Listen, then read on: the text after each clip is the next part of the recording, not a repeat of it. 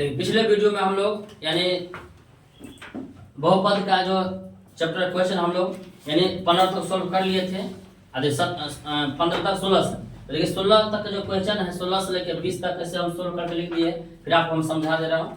देखिए इसमें जो पहला जो क्वेश्चन था 16, वो कह रहा था आपको किसी बहुपद की घात होती है। तो हम पिछले सबसे फर्स्ट वाले वीडियो में हम आपको बेसिक बताए थे कि बहुपद की जो पहचान है घात पूर्ण संख्या होनी चाहिए। इसमें जो डायरेक्ट पूछा है कि किसी बहुपद की घात क्या होनी चाहिए, तो ऑप्शन देखिए, ए था भिन्न संख्या, बी था ऋण पूर्णांक और सी है पूर्ण संख्या। तो देखिए किसी बहुपद की घात है तो पूर्ण संख्या डायरेक्ट आपका सी ऑप्शन हो गया। इसमें आपको ज्यादा दिमाग नहीं लगा, डायरेक्ट रखिएगा कि बहुपद की पहचान है घात पूर्ण संख्या होती है। उसके बाद अगला क्वेश्चन 17 था और 21, 18, 15 का कौन सा पद शून्य होगा। तो देखिए ये जो आपको सवाल है 17, ये आपको पूछ दिया है एपीजीपी यानी अरिथमेटिक प्रोग्रेशन और आपको ग्रॉस प्रोग्रेशन जो आता है आपको एपीजीपी का, उस चैप्टर का सवाल दे दिया है। तो कोई दिक्कत नहीं है, देख समझ लीजिए। ये जो आपको दिया है 21, 18, 15 ये डॉट कौन सा पद शून्य होगा। तो देखिए हम सब आपको बेसिक बता दिए।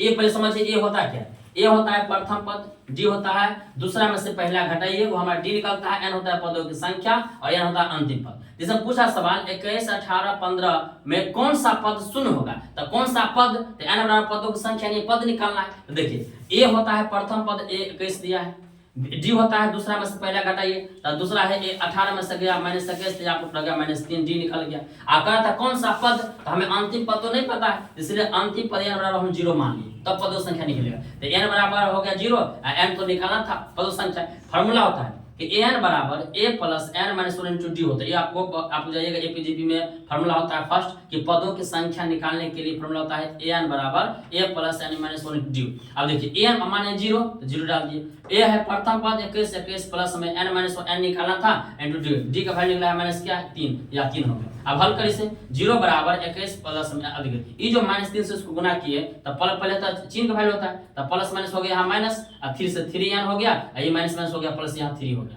अब यहाँ 0 बराबर, अब देखिए 21 प्लस में है 3 प्लस 21 3 हो गया 24 और यहाँ पे -3n हो गया। अब क्या कि इस 3n था माइनस उधर लेकर चले गए तो माइनस से प्लस होता है, तो माइनस से 3n हो गया बराबर इधर 24 हो गया और 3 से 3 8 होगा 24, n बराबर क्या हो गया आपको 8 होगा। तब पूछा था कौन सा पद होगा, तो n बराबर पदों की संख्या, तो n निकल गया 8, तो देखिएगा 8वां पद क्या होगा शून्य होगा। तो ऐसे ऑप्शन देख लीजिए आपको इसमें जो ऑप्शन 17 में कौन सा पद है, तो 7वां है 8वां है 9वां है 5वां है, तो आंसर निकला है 8वां। तो देखिए राइट आंसर इसमें आपको कौन दिया है बी, यानी राइट आंसर आपका बी हो गया जो 8वां पद होगा शून्य हो जाएगा। ठीक है ना, यही होगा आपका एपीजीपी का।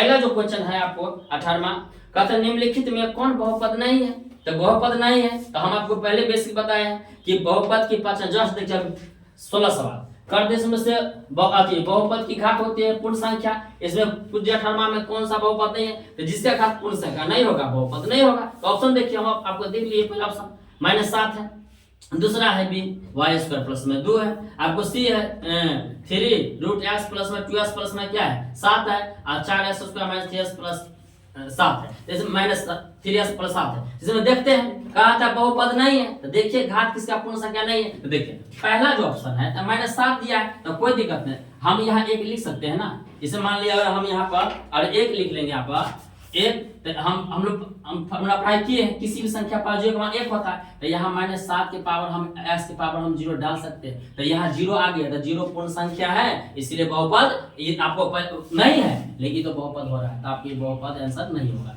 दूसरा देखिए y² प्लस में 2, तो हमें क्या देखना है बहुपद में कि चर की घात, तो इसमें चर क्या है y, तो y की पावर 2 पूर्ण संख्या है, ये बहुपद है, अगर बहुपद नहीं है तो ये आपका ऑप्शन नहीं होगा। अगला देखेंगे 3√x प्लस में 2s प्लस में 7 है, तो देखिए इसमें जो दिया है 3 में देखिए 3 है तो है, लेकिन √x है, तो √x का मतलब क्या होता है ना कि 1/2 होता है। √x का मतलब होता है कि 1/2 होता है। इसका जो घात आया है बट्टा में है, आप प्लस में देखिए यहाँ भी एक और चर है प्लस में 2s, इसके पावर 1 है, यहाँ तो चर के पावर 1 है, लेकिन ये जो चर है रूट के अंदर में, तो रूट का मतलब होता है 1/2 होता है, तो यहाँ जो चर की घात 1/2 आ रहा है। अब पूर्ण संख्या कहता है कि 0 1 2 3 न प्लस में न माइनस में होता नहीं बट्टा में होता है, इसीलिए हमारा राइट आंसर लग रहा है यही होगा। डी भी देख लेते हैं 400 इसमें देखिए 2 है घात, इसमें 1 घात, ये पूर्ण संख्या हो रहा है। आप प्रश्न करा था कि बहुपद नहीं है, तो नहीं कब होगा जिसका घात पूर्ण संख्या नहीं होगा,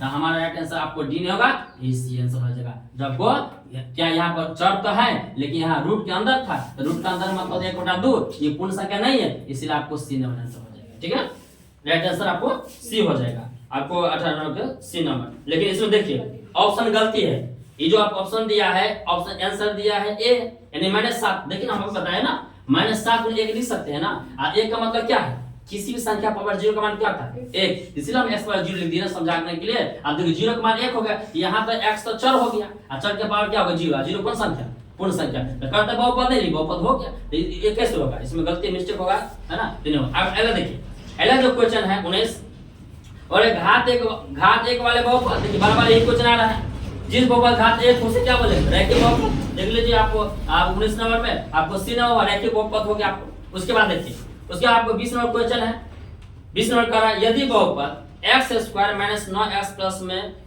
2 के शून्यकों का गुणनफल 8 हो तो एक हमारे क्या, आप अपने क्वेश्चन में देखिए बुक में कि यदि बहुपद x² - 9x प्लस 2a के शून्य का गुणनफल 8 हो तो एक हमारे करके देखो, ये जो दिया है बहुपद दिया था, कहा था शून्य गुणनफल माने गुना 8 दिया हो प्रश्न में, कहा था कि a का मान निकालिए, तो a का मान का गुणनफल तो दिया है ना, तो हम लोग जानते हैं गुणनफल माने क्या है अल्फा इनटू बीटा c बटा a, अल्फा इनटू बीटा का मान दिया 8, लिख लिया 8, और देखिए c अचर पर 2a है तो 2a बटा 1 है, x का मान a का मान 1 है ना है, ये लीजिए। अब देखिए एक तो वैल्यू नहीं होता है, तो 8 बराबर क्या होगा 2a हो गया, दूसरा 2 चौका 8, ये हमारा क्या बच गया 4, तो ये हमारा क्या राइट आंसर होगा आपको 4, यानी ऑप्शन नंबर आपको ए नंबर ऑप्शन हो गया आपको राइट आंसर। ठीक है, ये आपको 20 तक हो गया, इसमें कोई दिक्कत है ना, उतार लीजिए।